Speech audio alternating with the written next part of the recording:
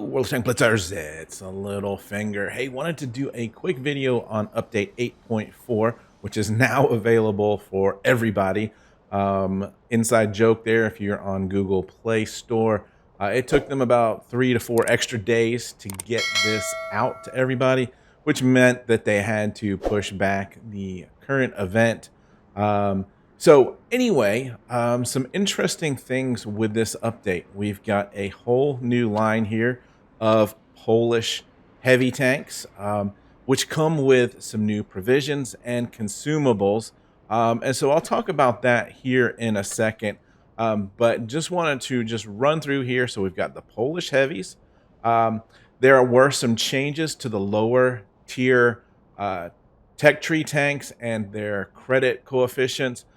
So that it's more even now across all of the lines. I mean, I think for me, I felt like the British tanks, you had to play more. They're trying to balance that, so it's the same amount of battles for you to be able to accelerate up the tech tree lines per tier across each nation. We've got the Halloween camos. These have been in the around for a while. Spooky Web, Pumpkin, Mayhem, Pumpkin Spice, Scary Swarm, and Spider Trap. We've seen these around for at least a year, if not more. For some reason, I thought that the Bulwark camo on the T110 there was out before this, but I guess it is now available. And we've got some pretty cool camos here. The T95 E6 and the AMX get some pretty neat little camos there. T57, we'll talk about that here in a second. And the Emil got some improved graphics. But one of the things that I wanted to point out is if you go to all of your camos here and you want to see what that's like, there's now a preview button here. You can come in and see what that's going to look like on whatever tank that it is that you want. So you can jump around, change tanks, see what it looks like. So that's kind of interesting as well. So let's jump in and talk about this Polish heavy line. What you'll notice is just how much damage these guns do. I'll take a look at this. 600 average damage on this tank. So it's like rolling around kind of like in an E100 with a little bit more mobility.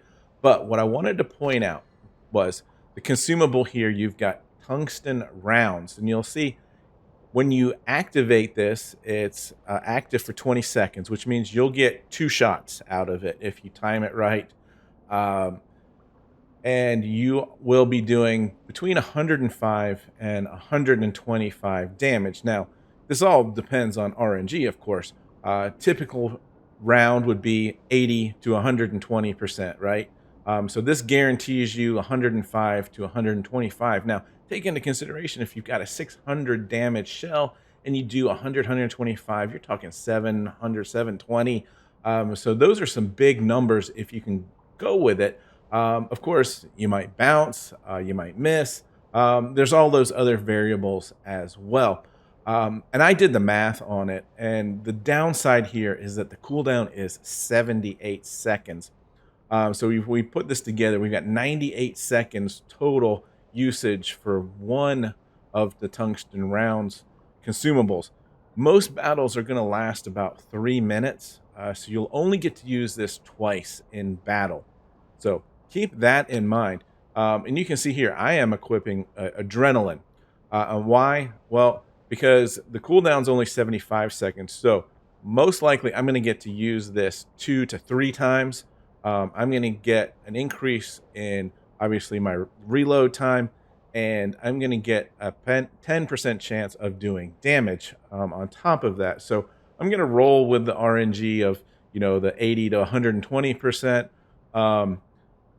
And I did the math, and if you're able to shoot consistently after you've reloaded, if you're able to use the consumable straight as it's available, it basically works out to be about the same amount of damage over a 3-minute period, whether you use adrenaline or the tungsten rounds. So, yeah, I know a lot of you are gonna probably say no, the tungsten rounds are better. Yeah, I can see that if you get great RNG out of it, but you know, it's also less expensive. So, moving on to provisions, we've got the Zurich, which it depends upon the nation as to what food gives you all of these additional um, effects in battle. But the new one is the improved gear oil. And what this does is it gives you 6% to the engine power, which is your power to weight ratio, which is how fast you accelerate.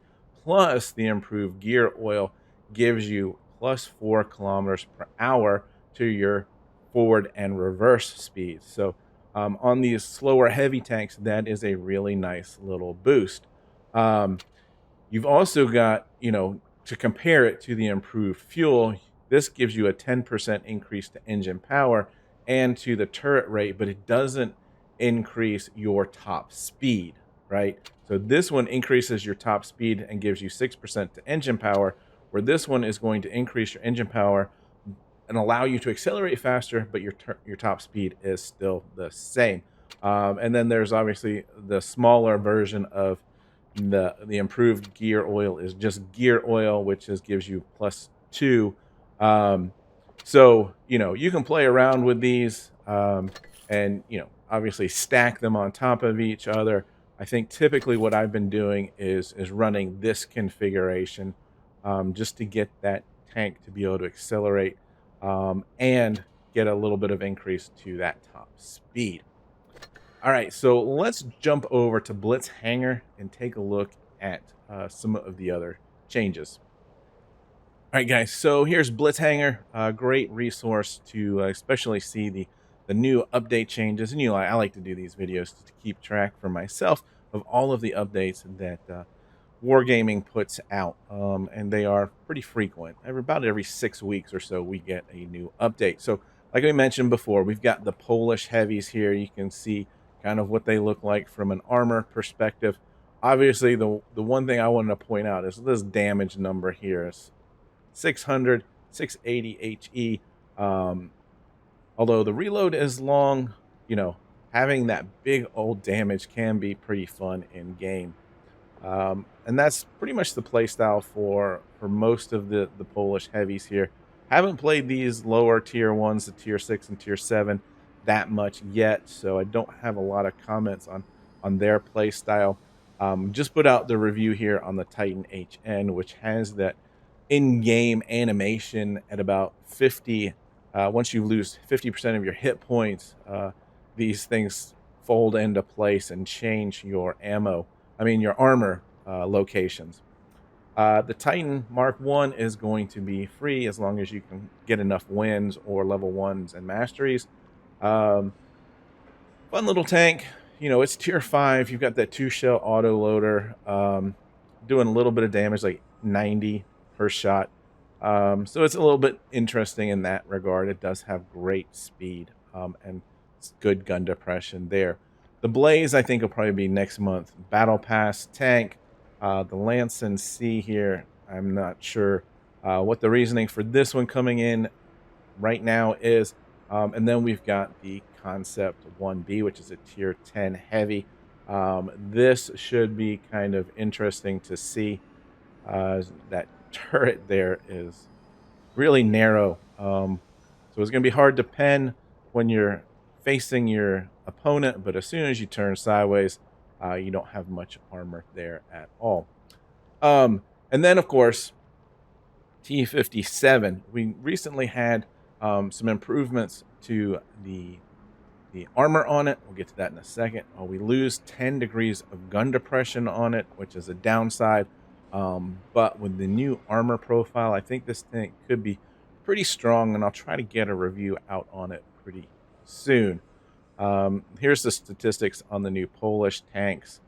It looks like they're still testing the M48A2 and maybe making some minor changes to it.